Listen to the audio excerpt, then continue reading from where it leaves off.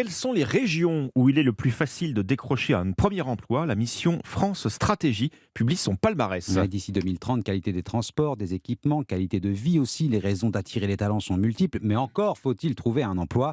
Et selon ce rapport, l'Île-de-France et les Hauts-de-France figurent en très bonne place, mais c'est surtout le Grand Est qui tire son épingle du jeu, Margot Faudéré. Oui, entre 2019 et 2030, la proportion de jeunes qui devraient y débuter leur carrière pour occuper soit des postes créés, soit des postes laissés vacants par les seniors serait supérieure à la moyenne nationale. Et s'il y a autant de débutants dans ces régions, c'est parce que la population est jeune, mais pas seulement, explique Cécile Joly, co-autrice du rapport France Stratégie d'Arès. À Nancy, à Strasbourg, les jeunes qui ont entre 20 et 29 ans sont beaucoup plus nombreux en Grand Est parce qu'ils viennent y faire leurs études. Et ils viennent y faire leurs études et en général, ils y commencent leur carrière. Un vivier de jeunes actifs qui devrait permettre au Grand Est de remplacer les postes vides dans les prochaines années.